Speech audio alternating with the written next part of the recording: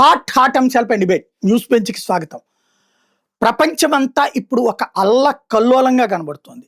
Iran మీదన జరిగినటువంటి దాడి, ఇరాన్ సుప్రీమో ఖొమైనీ హతం కావడం, ఆ పైన ఇరాన్ పరిపాలన ఇప్పుడు ముగ్గురు సభ్యుల చేతుల్లోకి వెళ్ళడం ఒక ఎత్తు అయితే, అమెరికా దాడులు కొనసాగిస్తోంది. అదే సందర్భంలో ఇరాన్ ఆ గల్ఫ్ దేశాల మీద దాడులకు పాల్పడుతుంది. ఏకకాలంలో 10 దేశాల మీద దాడులు చేస్తుంది ఇరాన్. యుద్ధం 4 వారాలు అనివార్యం అంటున్నాడు ట్రంప్. ఈ పరిస్థితుల్లో ఎవరు గెలుస్తారు, ఎవరు ఓడుతారు? ఇప్పుడు ఈ పరిణామాలు ప్రపంచం మీద ఎలాంటి ప్రభావం చూపెడతాయి, భారతదేశం మీద ఎలాంటి ప్రభావం చూపెడతాయి? అంశాల సంబంధించి మాట్లాడేది మనతో పాటు ఉన్నారు మామిడి గిరిధర్, రాజకీయ విశ్లేషకులు. నమస్తే అండి. నమస్తే సాయి గారు. నమస్తే మీకు, మీ ప్రేక్షకులందరూ నమస్కారాలండి. సార్, ఈవేళ ఈ అమెరికా చేసిన దాడి సరైనదా కాదంటారా? దాంట్లో ఎవరికి డౌట్ ఉండవలసిన అవసరం లేదు. ఇది తప్పకుండా నైతికంగా, రాజకీయంగా, తర్వాత మనకు చట్టబద్ధంగా ఏ యాంగిల్ చూసినా ఇది తప్పకుండా ఇది వాటిని అన్నింటినీ ఉల్లంఘిస్తూ చేసినదే. దేంట్లో కూడా జస్టిఫికేషన్ లేదు. తప్పకుండా అమెరికాను ఇజ్రాయెల్ కలిసి చేసిందని ఎవరు సమర్థించారు? ఒక సార్వభౌమత్వం ఉన్నటువంటి దేశము అది, ఆ దేశాధినేతను వెళ్ళి చంపే అధికారం ఎవరికి ఇచ్చారు? ఎవరికి ఇవ్వరు.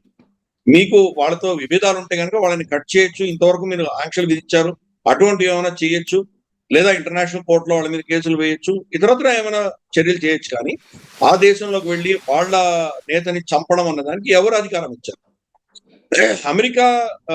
అమెరికాలో ఉన్నటువంటి వాళ్ళ దేశపు చట్టం కూడా దీనికి పర్మిషన్ ఇచ్చింది. యుద్ధం చేయాలంటే ముందర వాళ్ళ ప్రెసిడెంట్, వాళ్ళ కాంగ్రెస్ పర్మిషన్ తీసుకోవాలి. పర్మిషన్ తీసుకోకుండా ఎందుకు యుద్ధం చేశారు? కాబట్టి ఇవన్నీ కూడా స్టేజ్ మేనేజ్ చేస్తుంది. దానికి ఇజ్రాయెల్ వాళ్ళ మీద వెళ్ళి ముందర బాంబింగ్ చేయడము, ఇజ్రాయెల్ బాంబ్ చేసింది కాబట్టి ఇజ్రాయెల్ కి థ్రెట్ ఉంది కాబట్టి ఇజ్రాయెల్ ప్రొటెక్ట్ చేయడానికి మేము వెళ్ళాము అని చెప్పేసి ఒక నేపథ్యం తీసుకురావడం, ఇవన్నీ కూడా ఏంటంటే వాళ్ళ చట్టాన్ని ఉల్లంఘిస్తూ వాళ్ళ చట్టాలకు విరుద్ధంగా చేసినటువంటి చర్యగా మనం భావించాలి. పోనీ యునైటెడ్ నేషన్స్ పర్మిషన్ తీసుకున్నారంటే యునైటెడ్ నేషన్స్ తెలియని కూడా తెలియదు. అక్కడ యునైటెడ్ నేషన్స్ సెక్యూరిటీ కౌన్సిల్ చర్చ కూడా జరగలేదు. అయినా కానీ చేశారు కాబట్టి ఆ దృష్టిలో చూసినా కానీ కూడా ఇది చాలా తప్పు. ఇది నైతికంగా సరే తప్పు. నేను చెప్పినట్టు ఇందాక, ఏ దేశాధినేతనైనా మీరు వెళ్ళి తీసేటువంటి అధికారం మీకెవరిచ్చారు? ఆ దేశానికి అతను అధినేత, మీ దేశానికి మీరు అధినేత అయి ఉండవచ్చు.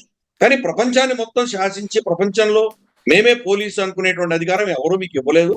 కాబట్టి ఆ యాంగిల్లో చూసినా కానీ చాలా తప్పది. ఏ యాంగిల్లో చూసినా కానీ అమెరికా చేసింది, ఇజ్రాయెల్ చేసింది జస్టిఫై ఎవరూ చేయలేరు. రైట్. అయితే ఇవాళ అమెరికా చేసిన దాడిలో ఖొమైనీ మరణం తర్వాత పరిస్థితులు ఎలా అంచనా వేయాలి? అంటే ఖమనై ప్రభుత్వాన్ని అక్కడ ప్రభుత్వ మార్పిడి తీసుకురావాలని చెప్పి బెంజమిన్ నెతన్యాహు కోరుకుంటున్నారు. అమెరికా డీప్ స్టేట్ యొక్క ఆలోచన ఏంటంటే అటువంటి ఒక శక్తి అక్కడ ఉండాలి. అక్కడ ఒక ఆసురీ శక్తి, ఒక క్షుద్ర శక్తి, ఒక టెర్రరిస్ట్ స్టేట్ లాంటిది ఒకటి ఉంటేనే అమెరికా యొక్క అస్తిత్వం అక్కడ ఉంటుంది అని వాళ్ళ డీప్ స్టేట్ యొక్క ఆలోచన. అక్కడ శత్రువులే లేకపోతే కనుక అమెరికా అవసరం ఎందుకు ఉంటుంది అక్కడ? ఈరోజు మొత్తం ఆ గల్ఫ్ స్టేట్స్ లో ఉన్నటువంటి రాజ పరివారాలందరినీ కూడాను ప్రొటెక్ట్ చేస్తుంది అమెరికా. అమెరికా ఏవాక్స్ కానీ, వాళ్ళ బ్యాటరీస్ కానీ, వాళ్ళ ఎయిర్ డిఫెన్స్ సిస్టమ్స్ కానీ అవే వాళ్ళు ప్రొటెక్ట్ చేస్తున్నాయి. వాళ్ళ ఎకానమీ అంతా కూడా డాలర్తో అనుసంధానమే ఉంది. కాబట్టి అక్కడ అమెరికా వాళ్ళ వర్చస్సు, వాళ్ళ ఆధిపత్యం చలాయించుకోవాలంటే కనుక అక్కడ ఎవరో ఒక రాక్షసుని చూపించాలి. అందుకని ఇరాన్ లాంటి వాళ్ళు కావాలి వాళ్ళకి అమెరికా. అందుకనే ఇంతకాలం 79లో ఖొమైనీ టేక్ ఓవర్ చేసిన తర్వాత నుంచి ఇప్పుడు ఖమనై వరకు కూడా అమెరికా ప్రభుత్వాలు ఎన్ని వచ్చినా కానీ కూడా అతను ఎందుకు చంపలేదు, అతను ఎందుకు తీసేయలేదు. ఈ ఇతరత్ర సద్దాం హుసేన్ చంపారు, ఇంకెవరో ముమ్మార్ గదాఫిని చంపారు, చాలా మందిని చెప్పారు. కానీ ఖమనీని ఎందుకు తీయలేదు? ఎందుకంటే ఈ కారణం వల్ల అక్కడ కనుక శత్రువులు పోయి రేపు ఇజ్రాయెల్, ఇరాన్, సౌదీ వీళ్ళందరూ మిత్రులైపోతే అమెరికాకు అవసరం ఏముంటుంది? అమెరికాని అక్కడి నుంచి పంపించేస్తారు. అందుకని అమెరికా యొక్క ఇంట్రెస్ట్ కోసము వాళ్ళ ఆయుధాలు, ఆయిల్ యొక్క ప్రైస్, ఆయిల్ డాలర్లోనే అమ్మాలి అన్నటువంటి వాళ్ళ నెరేటివ్ ఏదైతే ఉందో దాన్ని ప్రొటెక్ట్ చేయడానికి కోసం వాళ్ళు ఇరాన్ లాంటిది వాడుకున్నారు ఇంతకాలం. డొనాల్డ్ ట్రంప్ స్ట్రాటజిక్ గా ఆలోచన చేసేటువంటి నైజం లేదు డొనాల్డ్ ట్రంప్. రేపు పొద్దున న్యూస్ హెడ్లైన్స్ లో ఏమొస్తుంది అది తనకు కావాలి. నేనేదో టారిఫ్ వేశాను, వాడు బెదిరిపోయాడు, నా కాళ్ళలో దాసోహం అన్నాడు, సార్ అని నా కాళ్ళ మీదకి వచ్చాడు, ఇది చెప్తే అయిపోయింది, సంతోషిస్తాం. అలాగే సంవత్సరం పాటు ఇలాగే హెడ్లైన్స్ తోటి అతను ప్రభుత్వాన్ని నడిపించుకుంటూ వెళ్తున్నాడు. షార్ట్ టర్మ్ ఆలోచన తప్ప దీర్ఘకాలీనమైనటువంటి లాంగ్ టర్మ్ స్ట్రాటజిక్ ఆలోచన లేదు. దానివల్ల ఈ రోజు అమెరికా తాత్కాలికంగా విజయాలు సాధించినా కానీ కూడా దీర్ఘకాలీనంగా చాలా చాలా చాలా నష్టపోతుంది. కాబట్టి ఈ మొత్తం ఎపిసోడ్ లో కూడా ఖమెనీ చనిపోయినంత మాత్రాన రెజీమ్ చేంజ్ అవుతుందా అవ్వదా అన్నది ఒక పెద్ద ప్రశ్న. ఎందుకంటే ఖమెనీ ఒక పరివారానికి చెందినటువంటి వ్యక్తి కాదు. ఖొమేనీ ఉన్నప్పుడు ఖొమేనీ ఏదైతే ఈ ఇస్లామిక్ ఇరాన్ తయారు చేశారో ఖమెనీకి వీళ్ళిద్దరి మధ్యలో బాంధవ్యం లేదు. వాళ్ళు మిత్రులు, వాళ్ళు బంధువులు కాదు. ఐడియాలజీలో వాళ్ళందరికీ ఒకటే ఉండొచ్చు, కానీ వాళ్ళిద్దరూ ఒక కుటుంబానికి చెందినటువంటి వ్యక్తులు కాదు. అలాగే ఇప్పుడు ఖమెనీ చనిపోయిన తర్వాత ఖమెనీ కుమారుడికి వాళ్ళు పట్టం అప్పచెప్పట్లేదు, ఇంకెవరికో చేస్తున్నారో. సుప్రీం కౌన్సిల్ ఉంటుంది, కౌన్సిల్ అందరు కూర్చొని నిర్ణయిస్తారు. ప్రస్తుతానికి 3 ఉన్నారు అంటున్నారు, ఎవరినో ఒకరు తీసుకొస్తారు. కాబట్టి అది రాచరికం కాదు. కాబట్టి ఆ రెజీమ్ ని తీసేయడం అనేది అంత సులువైన విషయం కాదు. ఏదో పైన ఏరియల్ బొంబార్డ్మెంట్ చేసి బాంబులు వేసి ఫ్లైట్ లో బాంబులు వేసినంత మాత్రాన ఆ రెజీమ్ ని చేంజ్ చేయడం చాలా కష్టము. అక్కడ మీరు సైన్యాన్ని పంపిస్తే కానీ అక్కడ మీరు చేంజ్ చేయలేరు. కానీ అమెరికా అక్కడ సైన్యాన్ని పంపించడానికి సిద్ధంగా లేదు. ససేమిరా అని స్పష్టంగా డొనాల్డ్ ట్రంప్ కూడా చెప్పాడు. ఇజ్రాయెల్ పంపించగలదా? ఇజ్రాయెల్ కూడా పంపించలేదు. మొన్నటి వరకు హమాస్ తో యుద్ధం చేసి చాలా గణనీయంగా నష్టపోయారు. వాళ్ళ సైనికులు కూడా చాలా మంది చనిపోయారు, ఇజ్రాయెల్ సైనికులు. కాబట్టి 2 దేశాలు కూడా అక్కడికి వెళ్లి యుద్ధం చేసేటువంటి పరిస్థితి లేదు. ఈ రోజు ఇంకా వీళ్ళిద్దరూ ఇంకెవరైనా పంపిస్తారంటే ఎవరు వెళ్ళగలరు అక్కడికి? ఎవరూ వెళ్ళలేరు. ఏ దేశం వెళ్ళలేనటువంటి పరిస్థితి. కాబట్టి అక్కడ సైన్యం వెళ్ళి సైనిక ఒక కార్యక్రమం చేస్తే కానీ అక్కడ రెజీమ్ ని చేంజ్ చేయడం చాలా కష్టము. కానీ ఇజ్రాయెల్, అమెరికా ఏమనుకుంటున్నారంటే నేతృత్వాన్ని చంపుకుంటూ పోదాం. ఇప్పుడు ఖమెనీ తీసేసాం, ఖమెనీ తర్వాత ఎవరిని అపాయింట్ చేస్తారో అతన్ని చంపుతాం, అతని తర్వాత ఎవరిని అపాయింట్ చేస్తారో అతన్ని కూడా చంపుతాం. వాళ్ళ డిఫెన్స్ మినిస్టర్ చంపేశాం, కొత్త డిఫెన్స్ మినిస్టర్ వస్తాడు అతను కూడా చంపుతాం. వాళ్ళ IRGC కమాండర్ని చంపేశాం, కొత్త అతను వస్తే అతను కూడా చంపుతాం. ఇలా చంపుకుంటూ పోదామని వాళ్ళు నిర్ణయించారు. కాబట్టి లీడర్షిప్ ని మాత్రమే టార్గెట్ చేస్తారు.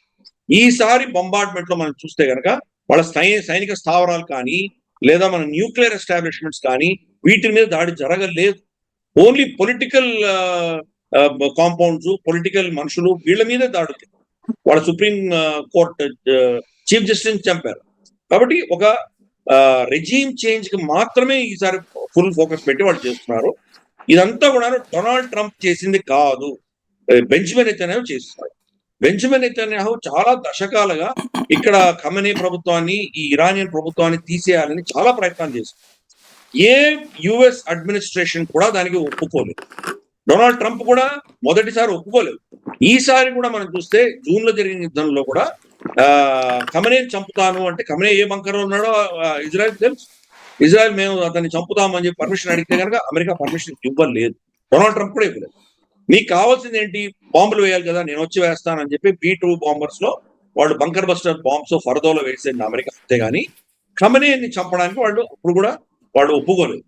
అటువంటిది ఇప్పుడు డొనాల్డ్ ట్రంప్ చాలా వీక్ గా ఉన్నాడు కాబట్టి వాళ్ళ దేశంలో టారిఫ్లకు వ్యతిరేకంగా సుప్రీంకోర్టు జడ్జిమెంట్ రావడం ఏంటి, ఎప్స్టీన్ ఫైల్స్ లో గణనీయంగా ఒక విధమైనటువంటి అవమానం పాల్పడడం ఏంటి, ఇటువంటి అంశాలు అంతర్గతంగా ఉండేసరికి బాహ్య శత్రువును ఎత్తుకుంటున్నాడు డొనాల్డ్ ట్రంప్. అందుకని ఈ రోజు ఇరాన్ మీద ఈ దాడులు చేసి నేనేదో సాధించేశాను, చంపేశాను చూడు అని చెప్పేసి ఏదో చెప్పుకోవాలి అని ఒక హెడ్లైన్ కోసం డొనాల్డ్ ట్రంప్ చూస్తున్నాడు. అటువంటి ఊబిలోకి బెంజమిన్ నెతన్యాహు డొనాల్డ్ ట్రంప్ ని తీర్చాడు. కాబట్టి డొనాల్డ్ ట్రంప్ కి ఇష్టం ఉన్నా లేకపోయినా డొనాల్డ్ ట్రంప్ ని వాడుకుంటున్నాడు బెంజమిన్ నెతన్యాహు. దీనివల్ల అమెరికా నష్టం, ఇజ్రాయెల్ కి లాభం ఉండొచ్చు. ఒక 10-15 సంవత్సరాలు వాళ్ళకి శాంతి ఉండొచ్చు ఇజ్రాయెల్ కి. కానీ అమెరికా దానివల్ల నష్టపోతుంది. అమెరికా యొక్క వర్చస్సు, అమెరికాని అక్కడ ఎవరు నమ్మేటువంటి పరిస్థితి ఉండదు. ప్రత్యామ్నాయాలు చూసుకోవడం మొదలు పెడతారు అక్కడ. ప్రత్యామ్నాయాలు మరి ఏ దిశగా వస్తాయో తెలీదు. మరి ఇటువంటి పరిస్థితుల్లో చైనా, రష్యా, భారతదేశము వీళ్ళందరూ కూడా ఇంకా ఆ గల్ఫ్ ప్రాంతంలో అమెరికా యొక్క ప్రత్యామ్నాయంగా ఎదిగేటువంటి అవకాశాలు. అందుకని ఇది డొనాల్డ్ ట్రంప్ చేసింది కాదు, డొనాల్డ్ ట్రంప్ ని వాడుకొని బెంజమిన్ నెతన్యాహు చేసింది. ఖమెనీ చనిపోయినంత మాత్రాన అక్కడ రెజీమ్ చేంజ్ అవ్వదు. రెజీమ్ గా కంటిన్యూ అవుతుంది. వాళ్ళ శక్తిని, వాళ్ళ యుద్ధ పటిమని వీళ్ళు కంప్లీట్ గా సర్వనాశనం చేసి ధ్వంసం చేసినా కానీ కూడా ఇరాన్ వాళ్ళు ఈ ప్రాంతం అంతా కూడాను ఏదో విధంగా అస్థిర వాతావరణం తీసుకురాగలరు. ఒక డ్రోన్ అటాక్ లో అక్కడ ఉన్నటువంటి షిప్లను కనుక టార్గెట్ చేస్తే, ఈరోజు ఆల్రెడీ 4 ట్యాంకర్లని టార్గెట్ చేశారో మనకు తెలుస్తుంది. 4 ఆయిల్ ట్యాంకర్లు.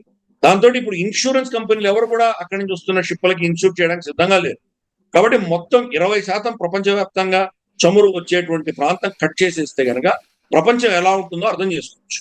ప్రపంచవ్యాప్తంగా చమురు ధరలు పెరిగిపోతాయి, బంగారు ధరలు పెరిగిపోతాయి, ఎకానమీలు పడిపోతాయి, సప్లై చైన్ లాజిస్టిక్స్ దెబ్బతింటాయి. ఎస్పెషలీ గల్ఫ్ లో ఉన్నటువంటి దేశాలన్నీ కూడాను ఈరోజు మొత్తం విమానాలన్నీ ఆపేసుకున్నారు. యుఏఈ పరిస్థితి ఏంటి? యుఏఈ కావచ్చు, ఖతార్ కావచ్చు, వీళ్ళందరూ కూడా ఎయిర్లైన్స్ తర్వాత ఆ దేశాలకు వచ్చి పోతున్నటువంటి వాళ్ళు, ఆ దేశం నుంచి ట్రాన్సిట్ అవుతున్నటువంటి వాళ్ళు, వీళ్ళ వల్లనే వాళ్ళకి ఆదాయం వస్తుంది. అటువంటిది మొత్తం ఒక ఫ్లైట్ కూడా ఎగరబోయేసరికి వాళ్ళు ఎంతకాలం తట్టుకోగలరు వాళ్ళు. కాబట్టి ఇవన్నీ కూడా ఏంటంటే రాబోయే రోజుల్లో ఒక అస్థిర వాతావరణం క్రియేట్ అయింది. ఇది వీళ్ళు మూర్ఖంగా చాలా బండగా వెళ్ళి వీళ్ళు అతను చెప్పడం ఇవన్నీ చేయడం తోటి ఏదో తాత్కాలికంగా కొన్ని లాభాలు వచ్చినా కానీ కూడా దీర్ఘకాలీనంగా చాలా చాలా నష్టం అమెరికా కలుగుతుంది. అలాగే అమెరికా నమ్ముకొని అమెరికా కూటమిలో ఉన్నటువంటి శక్తులు కూడా గణనీయంగా నష్టపోతుంది. రైట్. ఇప్పుడు ఒకేసారి 10 దేశాల మీద దాడులకి పాల్పడుతోంది ఇరాన్. అటు గల్ఫ్ 8 దేశాలు, ఇటు ఇజ్రాయెల్, అమెరికాకి సంబంధించినటువంటి ఎయిర్ బేస్లన్నిటి కూడా. అందరిని తట్టుకోగలిగిన కెపాసిటీ ఉంటుందా? ఇరాన్ కా కెపాసిటీ లేదు, కానీ ఇరాన్ కు ఉన్నటువంటి 2 కెపాసిటీస్ ఉన్నాయి. ఒకటి వాళ్ళ దగ్గర మిజైల్స్ ఉన్నాయి, వేల సంఖ్యలో మిజైల్స్ వాళ్ళు తయారు చేసి పెట్టారు, ఎక్కడో భూమిలో బంకర్లలో ఎక్కడో దాచిపెట్టారు. కాబట్టి వాటిని వాళ్ళు క్రమేపీ బయటకు తీస్తారు, కొడతారు. అమెరికా కానీ లేదా ఇజ్రాయెల్ కానీ ఉన్నటువంటి iron dome, anti missile shields ఏవైతే ఉన్నాయో దానికి ఒక పరిమితి ఉంటుంది. ఒక 100 మిసైల్స్ వచ్చాయంటే తట్టుకోగలరు, 150 200 వచ్చాయంటే తట్టుకోగలరు, 500 వస్తే ఏం చేస్తారు వాళ్ళు? కాబట్టి వీళ్ళ కెపాసిటీకి మించి వాళ్ళు కొట్టబోతున్నారు. దాంతో ఏమవుతుందంటే వీళ్ళ దగ్గర ఉన్నటువంటి ఎక్విప్మెంట్ అంతా కూడా ఖర్చు అయిపోవాలి. 100కు 100 ఈ రోజు మొదటి రోజు వాళ్ళు షూట్ డౌన్ చేయొచ్చు, రేపు ఇంకో 100 పంపిస్తారు, మళ్ళీ దగ్గర కూడా షూట్ డౌన్ చేయొచ్చు. సో వీళ్ళ దగ్గర ఉన్నటువంటి యాంటీ మిసైల్ బ్యాటరీస్, వీళ్ళ దగ్గర సప్లైస్ అన్ని అయిపోయాక అప్పుడు ఇంకా ఉధృతం చేస్తారు. అందుకని అంతవరకు దాచిపెట్టుకుంటారు. ఇది ఒకటి. రెండవది వాళ్ళకి డ్రోన్స్ ఉంది. ఈ రోజు మనకు రష్యా యుక్రెయిన్ మీద యుద్ధం చేస్తూ యుక్రెయిన్ వ్యతిరేకంగా వాళ్ళు గెలవగలుగుతున్నారంటే కనుక ఇరాన్ ఇచ్చిన డ్రోన్స్ ఆధారంగానే వాళ్ళు చేయగలుగుతారు. ఎందుకంటే నేటో ఎక్విప్మెంట్ అనేది రష్యన్ టెక్నాలజీ కంటే చాలా అడ్వాన్స్ టెక్నాలజీ, దాన్ని యుక్రెయిన్ వాడుతుంది. కాబట్టి ఆ కొత్త టెక్నాలజీని ఈ రోజు రష్యాలో లేదు, వాళ్ళంతా ఎప్పుడో పాత ఎంబిటి ట్యాంకులు, మిగ్గులు వీటితో యుద్ధం చేస్తున్నారు. కాబట్టి ఆ కొత్త టెక్నాలజీని ఇరాన్ ఇస్తుంది. కాబట్టి ఇరాన్ దగ్గర ఈ 2 ఉన్నాయి, మిజైల్స్ ఉన్నాయి, డ్రోన్స్ ఉన్నాయి. ఈ రెండిటి ద్వారా వాళ్ళు ఇజ్రాయెల్, అమెరికా మిత్ర దేశాలు వీళ్ళందరికీ కూడాను ఏదో విధంగా దాడులు చేసి వాళ్ళకి నష్టం కలిగించే దిశగా ఇరాన్ తప్పకుండా ప్రయత్నం చేస్తుంది. యాక్చువల్గా మనం చూసామంటే కనుక సివిలియన్ ఏరియాస్ లో వాళ్ళు అటాక్ చేయడం అన్నది ఒక కొత్త స్ట్రాటజీ అవలంబించింది ఈరోజు ఇరాన్. మనం ఈ దేశాలన్నీ కూడా జీసీసీ దేశాలన్నీ కూడా అమెరికాకు వార్నింగ్ ఇచ్చాయి, మా భూభాగాన్ని వీరు వాడుకోవడానికి వీల్లేదు, మా ఎయిర్ స్పేస్ వాడుకోవడానికి వీల్లేదు, మీరు ఇరాన్ మీద ఏదైనా చర్య చేయదలుచుకుంటే అని వాళ్ళు స్పష్టంగా చెప్పారు. అటువంటిది ఈ రోజు వాళ్ళ ఊర్లలోనే పడుతున్నాయి. దుబాయ్ ఇంటర్నేషనల్ ఎయిర్పోర్ట్ మీద బాంబు పడింది, కువైట్ ఇంటర్నేషనల్ ఎయిర్పోర్ట్ మీద బాంబు పడింది, అలాగే మనకు బుర్జల్ ఖలీఫా దగ్గర బాంబులు పడ్డాయి, తర్వాత మనకు పామ్ జుమేరాలో బాంబులు పడ్డాయి. సో ఈ సివిలియన్ ఏరియాస్ టార్గెట్ చేయడం వల్ల ఏం మెసేజ్ పంపిస్తున్నారంటే మీరు అమెరికాని కనుక మీరు వెనకేసుకొస్తే మీకు కూడా పర్సనల్ గా నష్టం ఉంటుంది, అమెరికా స్థావరాలే కాదు మిమ్మల్ని కూడా మేము టార్గెట్ చేస్తామని చెప్పేసి ఒక మెసేజ్ పంపిస్తుంది. కాబట్టి ఈ రోజు అందరికంటే ప్రపంచంలో అన్నిటికంటే సురక్షితమైనటువంటి దేశం ఏదైనా ఉందంటే యుఏఈ అని చెప్పి అందరూ అనుకుంటారు. మనకు చూసాం లండన్ నుంచి లక్ష్మీ మిట్టల్ లాంటి వాళ్ళు కూడా ఈ రోజు దుబాయ్కి షిఫ్ట్ అవుతున్నారు. చాలా పెద్ద బిలియనీర్స్, ట్రిలియనీర్స్ ఎవరెవరుతున్నారో వాళ్ళందరూ కూడా దుబాయ్ లో సెటిల్ అవ్వడానికి సిద్ధపడతారు. శాంతిగా ఉంటుంది, హాయిగా ఉంటుంది, పొల్యూషన్ ఉండదు, మంచి ఊరు అని చెప్పేసి అక్కడ సెటిల్ అవుతున్నారు దుబాయ్ లో.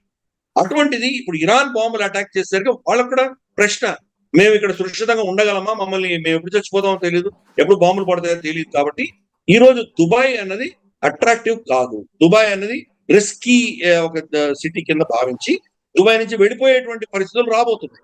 కాబట్టి ఇరాన్ అది చేస్తాం, మమ్మల్ని మీరు ముట్టి మా అస్తిత్వానికే మీరు టార్గెట్ చేసి దాన్ని తుడిచేయాలని ప్రయత్నం చేస్తే మిమ్మల్ని కూడా నిద్రపోనివ్వము, మీకు ఉన్నటువంటి బలాలు ఏమున్నాయో దాన్ని కూడా మేము క్షీణిస్తాము మిమ్మల్ని కూడా ఎవరు నమ్మరు, మీలో కూడా అస్థిర వాతావరణం ఉంటుంది అని వాళ్ళు నిర్ణయించారు. అందుకని ఇది ఒక ఆల్ అవుట్ వార్ కింద భావించాలి మనం. మామూలుగా సైన్యాలు యుద్ధం చేస్తున్నటువంటిది కాదు. అక్కడ నెరేటివ్ యుద్ధంలో ఇరాన్ అన్నది అమెరికాని సపోర్ట్ చేస్తున్నటువంటి దేశాలు వీళ్ళెవరు కూడా మీరు సురక్షితంగా ఉండలేరు, మీరు శాంతిగా ఉండలేరు అని చెప్పేసి ఈ ఎదురుదాడులన్నీ కూడా ఇంతమంది మీద చేస్తున్నది. అందుకని చెప్పినట్టు ఈ 2 మిసైల్స్, డ్రోన్స్ వాళ్ళ దగ్గర ఉన్నాయి కేపబిలిటీస్. మిగతా వాళ్ళ దగ్గర ఎయిర్ ఫోర్స్ లేదు. ఎయిర్ ఫోర్స్ అంతా ఎప్పుడో ధ్వంసం చేసేసారు. అలాగే వాళ్ళ సైన్యం సముద్రం దాటి వెళ్ళి యుద్ధం చేయలేరు కదా. వీళ్ళు అక్కడి నుంచి వస్తే కానీ యుద్ధం అవ్వదు, యుద్ధం చేయలేరు. నావికా దళం, నేవల్ ఫోర్స్ కూడా వాళ్ళకి పెద్దగా ఏం లేదు. ఏదో ఒక 2-3 సబ్మెరీన్స్ ఉన్నాయి, 4 షిప్పులు ఉన్నాయి. ఆ షిప్పులు కూడా ధ్వంసం చేసినట్టు మనకు తెలుస్తోంది. కానీ నేను ఇందాక చెప్పినట్టు ఈ డ్రోన్స్, అండర్ వాటర్ డ్రోన్స్ ఉన్నాయి వాళ్ళ దగ్గర, బయటకు వెళ్లే డ్రోన్స్ ఉన్నాయి, మిజైల్స్ ఉన్నాయి. వీటితోటి ఏదో విధంగా నష్టం చేయగలిగినటువంటి శక్తి ఈ రోజు ఇరాన్ లో తప్పకుండా ఉంది. ఈ అమెరికన్ బేసెస్ మీదనో లేదా అమెరికన్ షిప్పుల మీదనో అమెరికన్ ఇంట్రెస్ట్ మీద దాడి చేసి అమెరికన్ సైనికులు చనిపోయి వీళ్ళ శవాలు వెనక్కి పెడితే నేరేటివ్ ఏముంటుందో అర్థం చేసుకోవచ్చు. మాగా సపోర్టర్ బేస్ అంతా కూడాను డొనాల్డ్ ట్రంప్ వ్యతిరేకంగా తిరిగేటువంటి ప్రమాదం ఉంది. డొనాల్డ్ ట్రంప్ ఎన్నికల క్యాంపెయిన్ లోనే చాలా స్పష్టంగా చెప్పాడు, నేను రెజీమ్ చేంజ్ చెయ్యను, డెమోక్రాట్స్ చేస్తుంటారు, నేను అటువంటి పిచ్చి పనులు చేయను అన్నాడు. అటువంటిది ఈ రోజు తనే రెజీమ్ చేంజ్ చేస్తున్నాడు కాబట్టి తనని ఎన్నుకున్నటువంటి మాగా సపోర్ట్ బేస్ కూడా తనకి వ్యతిరేకంగా తయారయ్యేటువంటి పరిస్థితులు రాబోతుంది. ఇక్కడ ఒకటి అర్థం కానిది ఏంటంటే, ఇరాన్ వాస్తవంగా ఏడాది క్రితం నుంచినే తెలుసు అమెరికా ఇజ్రాయెల్ అటాక్ ఎప్పుడో ఒకప్పుడు ఉంటుంది అన్నటువంటిది. ఆల్రెడీ మొన్న 11 రోజులు యుద్ధం కూడా జరిగింది. ఆ తర్వాతన వేల కోట్ల రూపాయలు ఖర్చు పెట్టి చైనా దగ్గర నుంచి ఎయిర్ డిఫెన్స్ సిస్టమ్స్ కొంది, రష్యా దగ్గర నుంచి ఎయిర్ డిఫెన్స్ సిస్టమ్స్ కొంది. కానీ ఏకంగా వీళ్ళు B-2 బాంబర్లు, F-32లు, F-16లు అన్నీ వేసుకుని వచ్చి 2000 కిలోల బరువు అయినటువంటి బాంబులు కూడా వేస్తుంటే ఎందుకని ఆ కంట్రోల్ చేయలేకపోయింది? వాళ్ళ దగ్గర క్షమత లేదు. ఈ రోజు మనం చూసాం చైనా టెక్నాలజీ ఏంటో. మనం ఆపరేషన్ సింధూర్ లో అదే HQ-9 ఎలా మనం నిర్వీర్యం చేసామో పాకిస్తాన్ లో చూసాం మనం. కాబట్టి చైనా టెక్నాలజీని నమ్ముకుంటే కనుక గోదాట్లో కుక్క తోక పట్టుకొని ఈదినట్టే ఉంటుంది. అందుకని చైనాని నమ్ముకుంటే వీళ్ళ పరిస్థితి తెలివే. అమెరికా దగ్గర, ఇజ్రాయెల్ దగ్గర సుపీరియర్ టెక్నాలజీ ఉంది, అత్యాధునికమైన టెక్నాలజీ ఉంది. అందుకనే మోదీ గారు ఎందుకు వెళ్ళి వచ్చారు మొన్న బెంజమిన్ నెతన్యాహు కలిసి ఇజ్రాయెల్కి వెళ్ళి ఎందుకు వచ్చారు? మనకు ఆపరేషన్ సింధూర్ లో మన ఆకాష్ తీర్ కానీ, మన integrated air command and control system కానీ మనం ఎంత అద్భుతాలు సృష్టించాము. వాటిల్లో కూడా చిన్న చిన్న గ్యాప్స్ ఉన్నాయి. ఆ గ్యాప్స్ ని పూడ్చడానికి ఇజ్రాయెల్ టెక్నాలజీ తీసుకుంటున్నాం, రష్యా నుంచి టెక్నాలజీ తీసుకోవట్లేదు.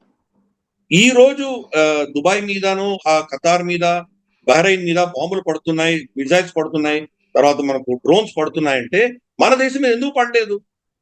పాకిస్తాన్ కొన్ని వేల సంఖ్యలో మన మీదకి డ్రోన్స్ ప్రయోగించింది కదా, వాటిని అన్ని ఎలా షూట్ డౌన్ చేయగలిగాం మనం. కాబట్టి ఆ ప్రోటోకాల్స్ అన్నది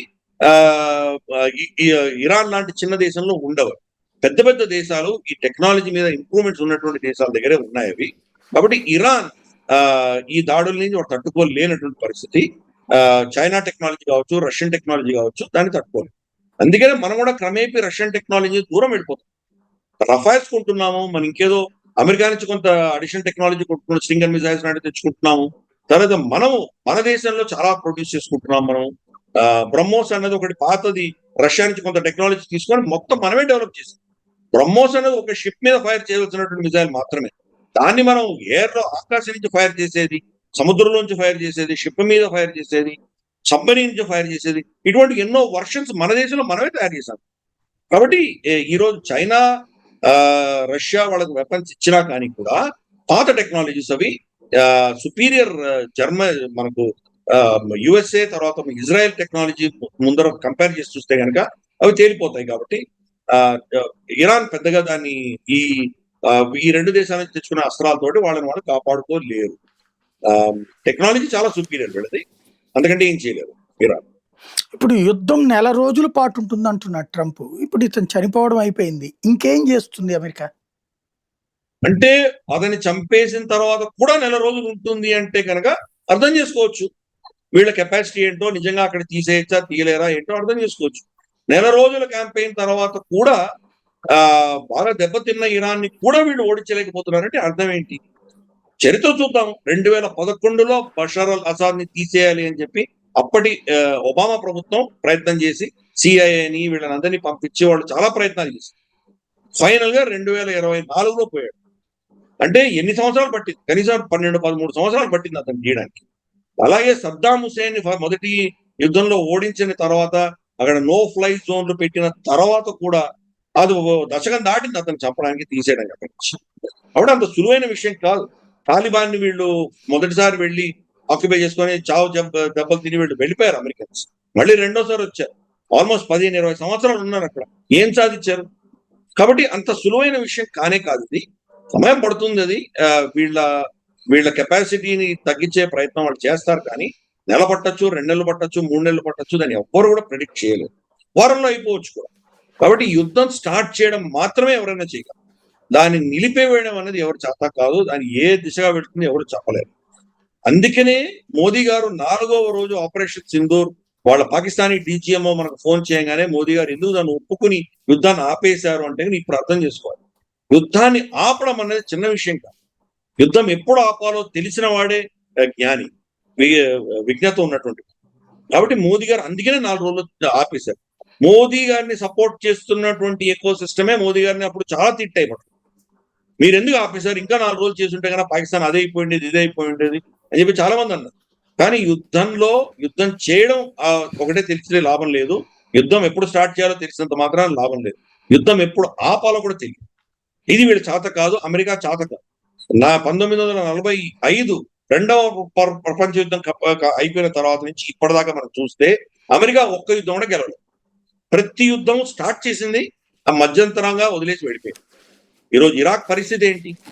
ఇరాక్ ఎంత సర్వనాశనం అయిపోయింది. లిబియా పరిస్థితి ఏంటి? అలాగే ఏ దేశం చూసినా గానీ, వాడు ఆఫ్ఘనిస్తాన్ చూద్దాం, ఎక్కడికి వెళ్ళినా గానీ అక్కడ సమాజాలన్నీ కూడా క్షీణించినాయి. డెమోక్రసీ లేదు, అక్కడ శాంతి భద్రతలు లేవు. ఆ దేశం నుంచి కొత్త ఈ జిహాదీ సంస్థలు పుట్టుకొస్తున్నాయి. ఆ దేశాలే కాదు, ప్రపంచానికి కూడా కంటకంగా తయారవుతున్నాయి అవి. ఆ జాబితాలో ఇప్పుడు ఇరాన్ కూడా చేర్చేటువంటి ప్రయత్నం చేస్తున్నాడు. అంతకు మించి ఇంకేమీ లేదు. ఇంతవరకు సున్నీ టెర్రరిజం తో మనం కష్టపడ్డాము, ఇప్పుడు షియా టెర్రరిజం కూడా రాబోతుంది. అంతకు మించి ఇంకేమీ లేదు. కానీ ఈ నెల పడుతుందా, 15 నెలలు పడుతుందా, ఎవరు చెప్పగలరు? వ్లాడిమిర్ పుటిన్ అదే అనుకున్నాడు. వారం రోజులు అయిపోయింది, నల్లి లాంటిది, యుక్రెయిన్ నలిపేస్తాను అనుకున్నాడు. ఏమైంది? ఇప్పుడు 3 ఏళ్ళు యుద్ధం చేస్తున్నాడా లేదా? కాబట్టి ఇది అర్థం చేసుకోవాలి. డొనాల్డ్ ట్రంప్ చెప్పినంత మాత్రం నెల ఉంటుందో, వారం ఉంటుందో, సంవత్సరం నడుస్తుందో ఎవరు చెప్పడం చాలా కష్టం అది. ప్లస్ వాళ్ళు సైనికులు పదే చెప్తున్నారు, అమెరికన్ సైనికులు ఇరాన్ లో దిగేంత వరకు కూడా మీరు పైనుంచి ఎంత బొంబార్డ్మెంట్ చేసినా ఆ రెజీమ్ చేంజ్ చేయలేరు. ఆ రెజీమ్ వెయిట్ చేసి దెబ్బలు తిన్న తర్వాత, మీరు అలసిపోయిన తర్వాత, వీళ్ళు అలసిపోయిన తర్వాత అప్పుడు మళ్ళీ వాళ్ళు ఎదురుదాడి చేస్తారు.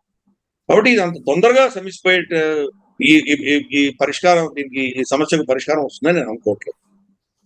ఫైనల్ గా ఒక్కటి చెప్పండి, ఈవేళ గల్ఫ్ దేశాలన్నిటి మీద వీళ్ళు అటాక్ చేస్తున్నారు, ఎవరు బేరం ఆడాలి యుద్ధం ఆపడం వాళ్ళ మీదన అన్నటువంటిది? ఇప్పుడు డొనాల్డ్ ట్రంప్ సడన్ గా దీన్ని ఆపేయాలి అని అనుకుంటున్నాడు. వాళ్ళు నాతోటి మాట్లాడడానికి సిద్ధంగా ఉన్నారు, నెగోషియేట్ చేయడానికి సిద్ధంగా ఉన్నారు, నేను కూడా సిద్ధంగా ఉన్నానని చెప్పి నిన్న రాత్రి అనౌన్స్ చేశాను. కానీ ఆ సైడ్ ఎవరు నిజంగా దీన్ని చర్చిస్తారు అన్నది ఎవరు లేరు అక్కడ. ఎవరు నేతృత్వం వహించడానికి వస్తున్నారో వాళ్ళని వీళ్ళు చంపేస్తున్నారు. సో ఎవరితో చర్చిస్తారు వాళ్ళు? ఎలక్టెడ్ ప్రెసిడెంట్ పెషెస్కియాన్ ఉన్నారు. పెషెస్కియాన్కి ఆ శక్తి లేదు. నిజంగా ఈ నిర్ణయాలు తీసుకునేది ఆ రెజీమ్ తీసుకుంటుంది. ఖమేనీ వెళ్ళిపోయిన తర్వాత ఖమేనీ స్థానంలో వచ్చేటువంటి వ్యక్తో లేదా వ్యవస్థలో ఏది ఉంటుందో అది నిర్ణయించు.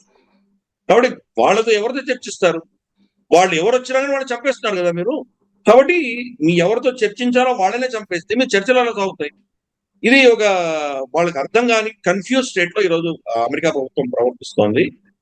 మేము బెదిరించాము, చంపాం కాబట్టి వీళ్ళు కాళ్ళబేరంకి రావాలంటే వాళ్ళు ఎందుకు వస్తారు? వాళ్ళు షియా మతంలోనే బలిదానం అన్నది వాళ్ళ నరాల్లో జీర్ణించుకుంటుంది. ప్రతి సంవత్సరము కూడా వాళ్ళు మాటమ్మని చేస్తారు, మొహర్రం రోజు చేస్తారు. వాళ్ళని వాళ్ళు పొడుచుకుంటారు, కొట్టుకుంటారు, కత్తితోటి బ్లేడ్ తోటి పొడుచుకుంటారు, రక్తం కార్చుకుంటారు. కర్బలాలో ఇమాం హుసేన్ చనిపోయినటువంటి గాథల్ని వాళ్ళు పునరావృతం చేసుకొని వాళ్ళు దాన్ని మళ్ళీ ఆ బాధను వాళ్ళు అనుభవించే ప్రయత్నం చేస్తారు. కాబట్టి చనిపోవడం అన్నది వాళ్ళకు ఒక గొప్ప విషయం కింద భావిస్తారు. ఇప్పుడు ఈయన చనిపోయినందుకు ఆయన ఒక మార్టార్, ఒక షహీద్ అయ్యాడు అని చెప్పి వాళ్ళు నమ్ముకుంటున్నారు. కాబట్టి వాళ్ళు చావుకు భయపడరు. వాళ్ళు అటువంటి వాళ్ళని నువ్వేం బెదిరిస్తావు? నువ్వు కనుక అస్త్రాలు వదిలేకపోతే నేను చంపేస్తాను, అస్త్రాలు వదిలేస్తే నేను క్షమిస్తాను, ఇటువంటి డైలాగ్లని డొనాల్డ్ ట్రంప్ ఇస్తున్నాడు. వాడు చావడానికి సిద్ధంగా ఉన్నారు. నువ్వు బతకాలి, బతికి ఉండాలి, లేకపోతే నిన్ను చంపుతానని బెదిరిస్తున్నాను నువ్వు అనుకుంటున్నావు. చావుకు భయపడరు వాళ్ళు, చావు కోరుకుంటున్నారు. అటువంటి వాళ్ళతో ఎలా డీల్ చేస్తారు?